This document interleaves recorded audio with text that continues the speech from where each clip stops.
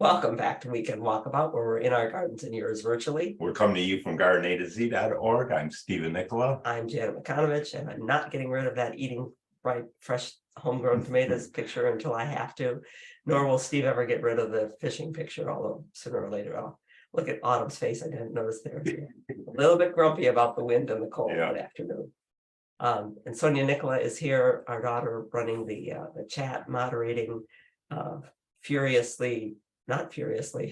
fantastically flying fingers, looking up answers for you, lining up questions for us. And she can do that because A, she's a great gardener, and B, she's a professor at a university where Zoom and this technology is used all the time. And she uses it with classes of 200 people. I don't know how she manages to teach a class and also keep track of the chat. We can't, so we're glad she's here doing it. Also, it's 300 people, and I'm glad you crapped the wine out of that particular picture. That was kind of you. Was good, wasn't it? So we encourage you to go to gardenatozz.org if you have questions outside of webinar time, or email us because these questions help fuel our next webinar and our investigations into things that we never would have looked up otherwise. We're into soils today. And we've been heavily into soils for 40 years, working in people's gardens, doing things like making this garden for Julie and then writing about it. We smothered, but we also planted right away. Yeah. Because we wanted to do both. And we tell people, yes, you can do these things. We smothered on the right.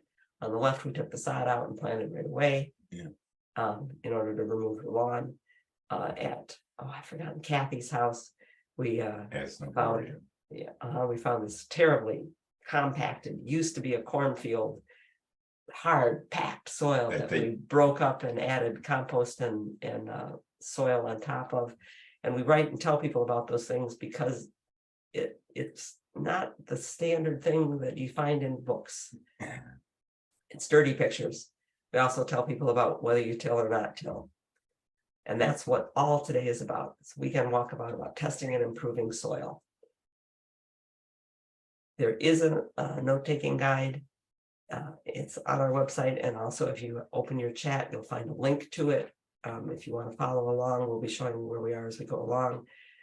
There are several pages in there that are the result of our interview ahead of time with Brent Crane. He's a consumer education specialist at Michigan State University's Extension.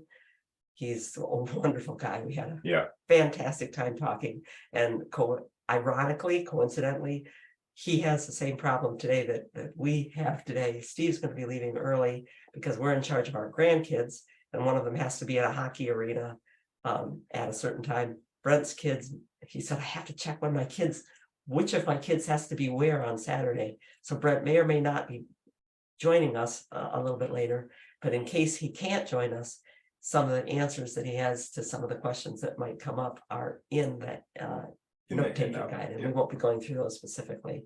We had a great time talking. It's wonderful. So I want to mostly focus on your questions about improving your soil and about the soil testing, but we need to work through some of the terminology first so that we're on the same page. So we'll try to go quickly through the first page about what soil is, because we need to know what it is so you can the measure of what you're going to be measuring or testing. How soil builds is important to just keep in mind. It begins with rock. Every soil begins with bedrock. And plants that take root in the weathered rock, where the rock has been frozen and thawed and wind blown. Debris catches in the crevices, and plants are able to grow in those crevices. It starts out with sedums and thymes and mints and bunch grasses that can start in there, and those build the soil. It accumulates a lot more weathered and wind-blown material because there's plants in there, and then larger plants can get started, and then the soil the mineral particles that broke from the rock get smaller and smaller as they get broken down, and the tiny ones are clay and the bigger ones are sand, and that results in layers. Over geologic time, you get these layers. A surface layer that has organic matter on it, that's the O horizon. All that broken down and partially broken down stuff at the top. Then there's the A horizon, with the broken down stuff, a lot of humus in it and a lot of roots in it, then there's then there might be an E horizon someplace in there where It'll be pale. the water moved through it and nutrients leached out of the soil. So there's these layers. On the left is a layer of a typical forest soil that the U.S. Forestry Service has on their site. And it's quite common in a forest where trees are rapidly building soil. It's an older soil there, that the leach layer is right below the A layer. Whereas in a grassland, you often have a B and a C layer before you even get to the leach layer. Some of those grasslands, Iowa had 3 feet of soil. Black soil. Black soil. So you get layers that build up in the soil, and it might be 100 feet down to bedrock, or maybe you're in Massachusetts where some of our friends and some of the listeners are right now. Some of our participants are from places where you could hit the bedrock 2 feet down, 1 foot down. So people would say, well, how can I ever know about layers in my soil? You might not have to dig that far to get it. Digging up a peony, so you dig up a peony, or somebody's digging up that Agastache. You're digging this big root ball out. Even in digging that root ball out, you may be able to see the layers. So there is a layer of the soil that was brought in. Right there. It's actually this whole area there brought in, and underneath it, the soil that was packed down when the site was developed for building, and then underneath it, the original soil, and your chance to look and say, look, well, the roots are only growing in the top. Well, there's no roots coming out of that bottom part, or very few, and that's because there's not a lot of communication between those layers. They can't. And you might be digging a hole to move a big plant, or maybe you're digging a hole to plant bulbs. We plant bulbs at shovel depth, 11, 12 inches down. So I've got the shovel down 11 inches, and you can see a different color soil that's coming up, a different layer, a different horizon. And if you learn about the horizons, you can learn about dealing with your soil. Underneath this soil, which looks like a nice black soil, look at that yellow sand that's coming up. And yeah, we're 18 inches down there. I think actually we're about 20 inches down there. Yeah.